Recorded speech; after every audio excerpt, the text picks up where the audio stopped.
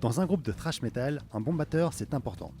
C'est un style qui nécessite de la force, de la technique et de la vitesse, et dans ce domaine, Megadeth ont été gâtés. Les nombreux batteurs du groupe sont tous excellents et n'ont pas à rougir face à un Dave Lombardo ou un Charlie Benante. Aujourd'hui, on fait le classement des batteurs de Megadeth. Gar Samuelson. Le premier batteur de Megadeth, ou en tout cas le premier à avoir enregistré un album, était à la base un fan de jazz.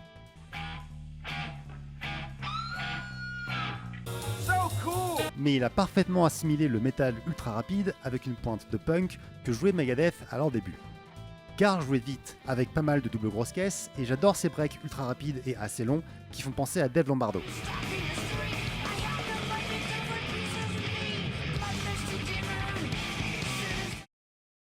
Sa marque de fabrique, c'est ce jeu à la grosse caisse, en croche, très rapide à contretemps. Exercice assez difficile qui demande de la dextérité et de la maîtrise. Un peu comme s'il jouait des doubles croches à la double grosse caisse, mais sans le pied droit.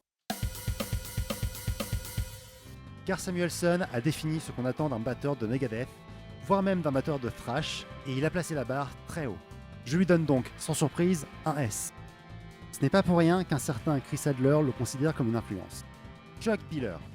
Son seul album, So Far So Good So What, est sous-coté, souvent éclipsé par l'album suivant, Rust in Peace. Mais Chuck a su faire ses preuves. Le rythme militaire à la Kessler sur Set the World on Fire,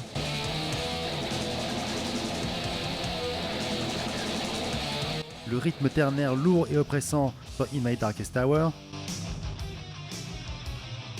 ou la vitesse chaotique de Cooking Mouth, des rythmes à la hauteur des compositions, Chuck est trop souvent ignoré, comme l'album qu'il représente. Il mérite au moins un A, c'est juste dommage qu'il n'ait pas eu l'occasion de dévoiler son plein potentiel. Nick Menza. Il était à la base le technicien de Chuck Biller. Et selon Dave Mustaine dans son autobiographie Rust in Peace, Nick aurait fait du sabotage pour remplacer son patron.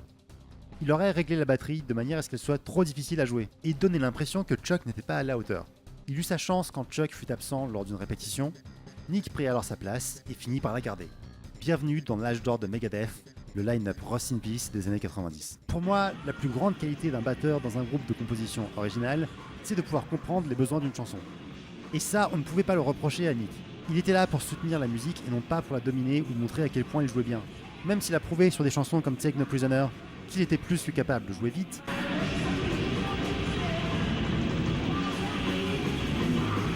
il a su s'adapter sur des albums plus lents et accessibles, comme Euthanasia ou Countdown. On a souvent le droit à des rythmes accrocheurs, comme le groove intense de Holy Wars,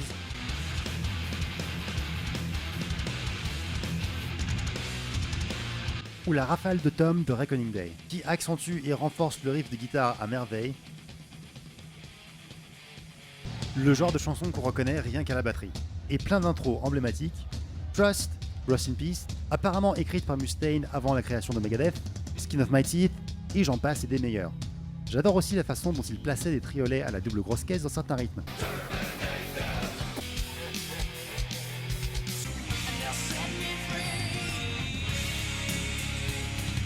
C'est une façon très intelligente d'incorporer un break dans un rythme sans l'interrompre. Et bien sûr, le solo sur Ashes in Your Mouth, qui clôture en beauté l'album le mieux vendu du groupe, Countdown to Extinction.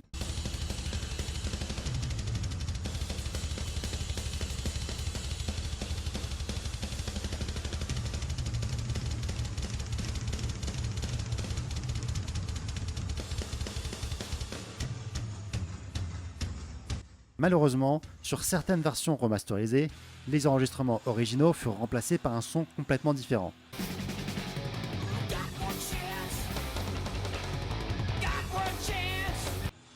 Le jeu de Nick est peut-être moins imprévisible comparé à Gar Samuelson, mais il a toute la force qu'on attend d'un batteur de thrash.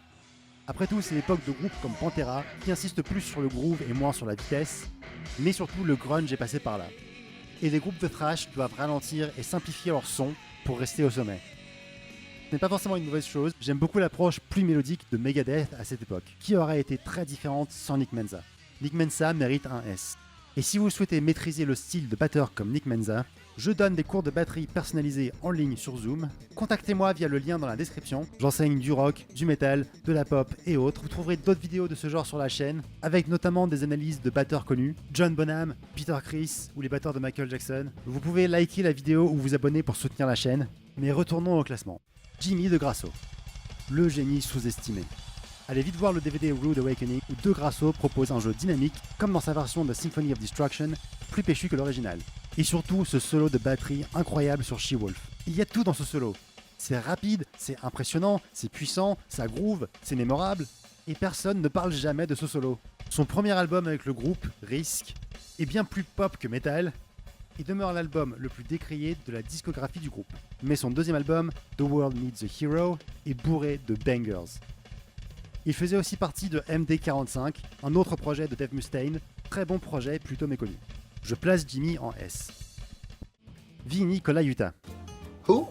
Batteur de session plus que productif, il n'apparaît que sur un album de Megadeth, The System Has Failed, à la base pensé comme un album solo de Mustaine, renommé Megadeth, pour honorer un contrat avec la maison de disques. Aucun concert n'a eu lieu avec ce line-up, pourtant Vinny est extrêmement bon. Son jeu intense sur Kick the Chair fait beaucoup penser à Nick Menza. Cette rafale de grosses caisses sur Die Dead Enough est impressionnante. Ce batteur n'a pas eu la chance qu'il méritait, au point où il n'était même pas présent sur le modèle de tier list, j'ai dû le rajouter moi-même. Shaun Drover. Vous connaissez sûrement le DVD That One Night Live in Argentina, où un nouveau line-up se produit pour la première fois. Selon Mustaine, en quittant la scène, Shaun Drover s'effondre. C'est seulement son 3e concert, il a eu un track monstre et s'est bien débrouillé pour ne pas le montrer, devant une foule en délire. Shaun aura duré 10 ans au sein du groupe et a un peu pris la place de David Ellefson en tant que co-leader du groupe. Son style est très proche de Nick Menza, qui, après tout, est le batteur préféré de beaucoup de fans. Ce style de jeu à la batterie est donc un excellent choix pour le comeback de Megadeth sur scène. Il a aussi composé, selon moi, l'un des meilleurs riffs du groupe dans Headcrusher.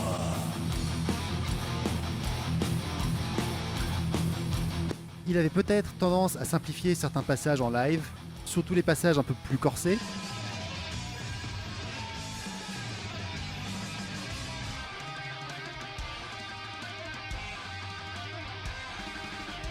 Mais là, franchement, je cherche la petite bête.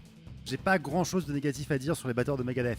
Mais à cause de ce petit défaut, je lui donne un B, ce qui est déjà pas mal. Chris Adler. C'est Chris Adler, S. Dirk Verbeuren. Le batteur actuel semble avoir avant tout étudié le style de Garth Samuelson, avec des rythmes rapides et des breaks très similaires. Si tout se passe bien, ça devrait être le dernier batteur du groupe qui se prépare à prendre sa retraite. On aura donc bouclé la boucle avec un batteur qui renoue avec les tout débuts de Megadeth. S. N'hésitez pas à me faire part de votre classement dans les commentaires. Merci et à bientôt.